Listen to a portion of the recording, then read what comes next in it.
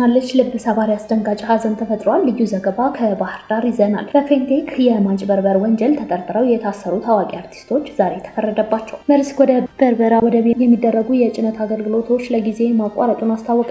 በኢትዮጵያ በቂ የአጥንት ሕክምና ባለመገኘቱ ምክንያት እጅና እግራቸው የሚቆረጡ ህጻናት ቁጥር ከአዋቂዎች አንጻር በ5 እጥፍ እንደሚበልጥ አንድ ጥናት አመላከተ። ክቡራትና ክቡራን የጥበብ ሚዲያ ቤተሰቦች በቆይታችን እነዚህና ሌሎችንም ሀገር አቀፍና ቀጠናዊ መረጃዎች በዝርዝር እናቀርባለን።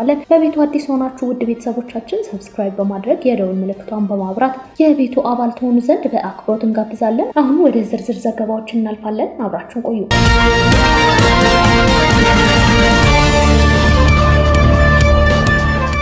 ኢትዮጵያና ኬንያ በየአፍሪካ ቀንድ መግቢያ በር ፕሮጀክት ስር የዲጂታል መተላለፊያ ግንባታን ለማፋጠን ተስማሙ። በኢትዮጵያና በኬንያ መካከል ያለውን ቀጠናዊ ትስስርና የዲጂታል ግንኙነት ለማጠናከር ያለመው የአፍሪካ ቀንድ መግቢያ በር ልማት ፕሮጀክት አፈጻጸምን ለማፋጠን ሁለቱ ሀገራት ዳግም ቁርጠኝነታቸውን ገለጹ። ሁለቱም ሀገራት ስምምነታቸውን ያደሱት በአዲስ አበባ በተካሄደው ከፍተኛ የሁለትዮሽ ውይይት ሲሆን የኬንያው ልዑካን ቡድን ጆን ኪፕቾምባም ታኑይ የመሩት ሲሆን የኢትዮጵያ ወገን ደግሞ ደንጊቦሩ መርተውታል። በውይይቱ ላይ የትራንስፖርት፣ የንግድና የዲጂታል መሰረተ ልማቶችን ለማቀናጀት የሚሰሩ ቁልፍ የመንግስት ተቋማትና የክልል ባለድርሻ አካላት ተሳትፈዋል። ቴክ አፍሪካ ኒውስ እንደዘገበው ውይይቱ ያተኮረው አካላዊና ዲጂታል መሰረተ ልማቶችን ባቀናጀ መልኩ ቀልጣፋ ቀጠናዊ መተላለፊያ መገንባት በሚቻልበት ሁኔታ ላይ ነው። በስብሰባው ላይ የትራንስፖርት፣ የኢነርጂ፣ የገቢዎች፣ የኢንፎርሜሽን ኮሚኒኬሽን ቴክኖሎጂ ወይም አይሲቲ እና የጉምሩክ ባለስልጣናት እንዲሁም የድንበር አካባቢ የክልል መንግስታት ተወካዮች ተገኝተዋል። የኬንያው ማንዴራ ካውንቲ ተሳትፎም ለፕሮጀክቱ ድንበር ተሻጋሪ ፋይዳ ትልቅ ትርጉም እንዳለው ተገልጿል። በዚሁ የልማት ማዕቀፍ እስካሁን የተከናወኑ ዋና ዋና ተግባራት በማልካ ሶፍቶ እና በማልካ ላዴኒ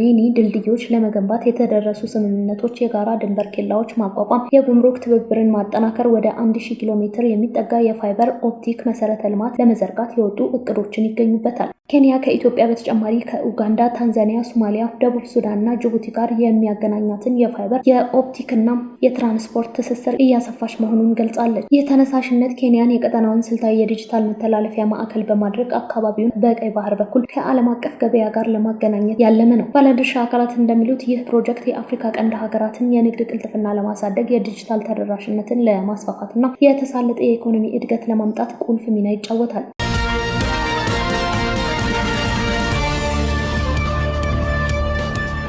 መርስክ ወደ በርበራ ወደብ የሚደረጉ የጭነት አገልግሎቶች ለጊዜ ማቋረጡን አስታወቀ። ከወደቡ የሚወጡ አዳዲስ የጭነት ቦታ ማስያዣዎችን ለጊዜው ማቋረጡን በይፋ አስታውቋል። ኩባንያው ለዚህ አስቸኳይ ውሳኔ ምክንያት የሆነው በመርከብ የጉዞ መርሃ ግብር ላይ የተደረገ ለውጥ መሆኑን የገለጸ ሲሆን ይህም ውሳኔ በርበራን እንደ አማራጭ የንግድ በር ለምትጠቀመው ኢትዮጵያ ከፍተኛ ተጽዕኖ ይኖረዋል ተብሎ ይገመታል። ይህም ውሳኔ በተለይ በርበራን እንደ አማራጭ የንግድ በር ለምትጠቀመው ኢትዮጵያ ከፍተኛ ተጽዕኖ ይኖረዋል ተብሎ ይገመታል። በቅርብ ዓመታት የበርበራ ወደብ ለኢትዮጵያ ወሳኝ የሆኑ እንደ ማዳበሪያና እህል ያሉ ምርቶች ለማስገባት ትልቅ ሚና እየተጫወተ የሚገኝ በመሆኑ የአገልግሎቱ መቋረጥ በቀጠናው የንግድ እንቅስቃሴ ላይ የራሱ ጥላ ማረፉን አይቀሬ ነው። መርስክ አዳዲስ የጭነት ጥያቄዎችን መቀበል ቢያቆምም ቀደም ብለው የተጫኑና በጉዞ ላይ ያሉ ንብረቶች በታቀደው መሰረት መዳረሻቸውን እንዲገቡ እንደሚያደርግ አረጋግጧል። በተጨማሪም ድርጅቱ ደንበኞቹ የአቅርቦት ሰንሰለታቸው እንዳይስተጓጎል አሁንም አገልግሎት እየሰጡ ያሉትን የጅቡቲ፣ የሞቃዲሾና የሞምባሳ ወደቦችን እንደ አማራጭ እንዲጠቀሙ ጥሪ አቅርቧል። በኢትዮጵያ በቂ የአጥንት ሕክምና ባለመገኘት ምክንያት እጅና እግራቸው የሚቆረጡ ህጻናት ቁጥር ከአዋቂዎች አንጻር በ5 እጥፍ እንደሚበልጥ አንድ ጥናት አመለከተ። ጥናቱ በተለይም ባህላዊ የወጌሻ ሕክምና ለህጻናቱ አካል መጥፋት ዋነኛ መንስኤ መሆኑን አረጋግጧል። ይህንን የገለጸው በኢትዮጵያ የአጥንት ሕክምናና የአደጋዎች ሕክምና ስፔሻሊስቶች ብሔራዊ ማህበር ውስጥ የሚገኘው ቦሳድ የተሰኘ ተቋም ነው። የከፍተኛ የአጥንትና መገጣጠሚያ ቅየራ ስፔሻሊስት እንዲሁም የቦሳድ የጥናትና ምርምር ማዕከል መስራች አባል ዶክተር ስንታየው ጎሳ ህጻናቱ ከወደቁ በኋላ ለሚገጥማቸው የአካል ጉዳት በባህላዊ መንገድ ወደ ወጌሻ ተወስደው በመታሸታቸው ምክንያት ውስብስብ የሆነ የጤና እክል እየገጠማቸው እንደሚገኝ ተቋማቸው በጥናት ማረጋገጥ መቻሉን ገልጸዋል። በጥናቱ መሰረትም እድሜያቸው እስከ 9 ዓመት ከሆናቸው 469 ህጻናት ውስጥ አብዛኞቹ በመውደቅ ምክንያት ጉዳት ሲያጋጥማቸው ወደ ዘመናዊና ባህላዊ የህክምና ቦታዎች እንደሚሄዱ ጠቁመዋል። ይሁን እንጂ ጥናቱ ከተደረገባቸው 469 ህጻናት መካከል 26 የሚሆኑት እጃቸው ማጣታቸውን በጥናቱ መለየቱን ተናግረዋል። በኢትዮጵያ የአጥንት ህክምና አገልግሎት የሚሰጡ ተቋማት ውስን ከመሆናቸው ባለፈ የባለሙያዎች ቁጥር ከ800 እንደማይበልጥም አንስተዋል።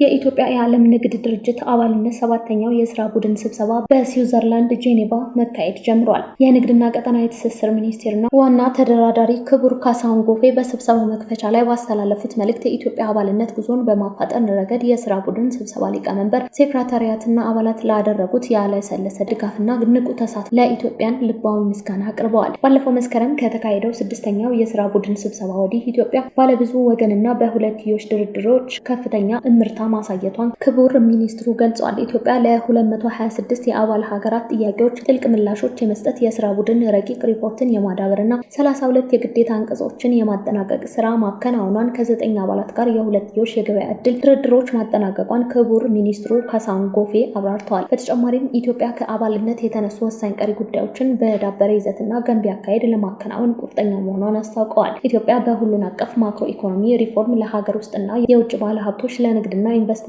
ምቹ ከመሆኑ ባለፈ ለባለብዙ ወገን ዓለም አቀፍ የንግድ ስርዓት ከመቼውም ጊዜ በላይ ዝግጁ መሆኗን አረጋግጠዋል።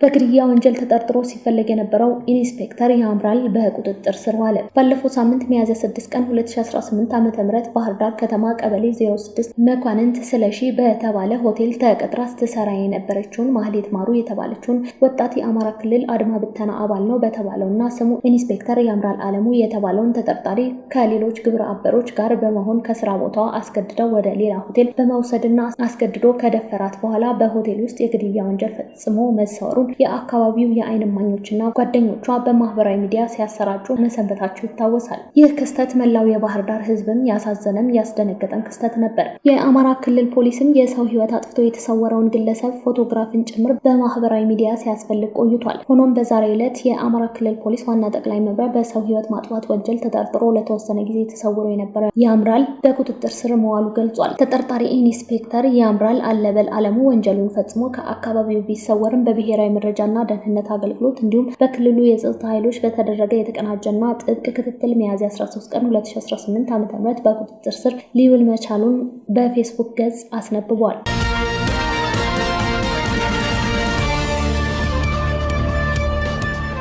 የፌዴራል መጀመሪያ ደረጃ ፍርድ ቤት በፌንቴክ ኢንቨስትመንት የማጭበርበር ወንጀል የተጠረጠሩ አርቲስቶችና ቲክቶከሮች ላይ መርማሪ ፖሊስ የምርመራ መዝገቡን አጠናቆ እንዲያቀርብ ተጨማሪ 7 ቀናት ሰጥቷል። ተጠርጣሪዎቹ ሚያዝያ 9 ቀን 2018 ዓ.ም ችሎት በቀረቡበት ወቅት መርማሪ ፖሊስ የተለያዩ የምርመራ ተግባራት ሲያከናውን መቆየቱን በመግለጽ ተጨማሪ ምርመራ ጊዜ እንዲሰጠው ጠይቆ ነበር። ፖሊስ ተጨማሪ የምርመራ ቀን የጠየቀው የወንጀሉ ድርጊት ውስብስብነት፣ የተጭበረበረው የገንዘብ መጠን ከፍተኛ መሆን፣ የተጎጂዎች ቁጥር መበራከት ተጨማሪ ምርመራ ጊዜ የሚያስፈልገው ነው በማለት ፍርድ ቤቱ በፖሊስ በኩል የቀረበውን ቀሪ ምስክሮችን ለማሰማትና የሰነድ ማስረጃዎችን ለማሰባሰብ የጠየቀውን የ14 ቀን ተጨማሪ የምርመራ ጊዜ እንዲሁም በተጠርጣሪ ጠበቆች ዘንድ ያቀረበውን የዋስትና መብት ጥያቄ ላይ ለመወሰን ለዛሬ ሚያዝያ 14 ቀን 2018 ዓ.ም ተለዋጭ ቀጠሮ ሰጥቶ ነበር። በቀጠሮ መሰረትም ዛሬ ችሎቱ መርማሪ ፖሊስ የምርመራ መዝገቡን አጠናቆ እንዲያቀርብ ለ21 ቀን 8ኛ ወር 2018 ዓ.ም ተጨማሪ 7 ቀናት መስጠቱን ቲክቫህ ኢትዮጵያ በዛሬ ዕለት የዋለው ችሎት ላይ በመታደም ማረጋገጥ ችሏል።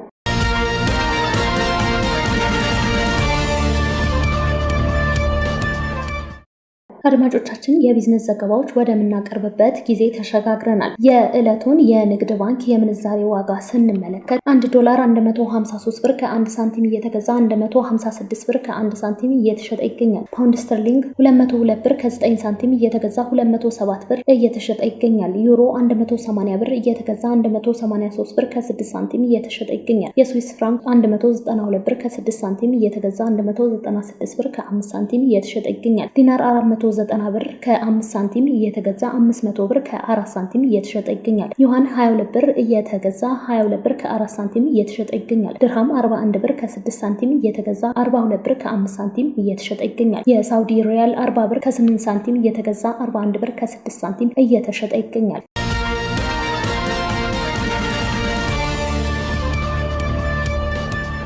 ክቡራትና ክቡራን የጥበብ ሚዲያ ቤተሰቦች ለሰዓቱ የመረጥናቸው ዘገባዎች በዚህ አብቅተዋል። ለቤቱ አዲስ የሆናችሁ ሰብስክራይብ በማድረግ የቤቱ አባል ትሆኑ ዘንድ በአክብሮት ጋብዘን ተሰናበትን። ሰላም።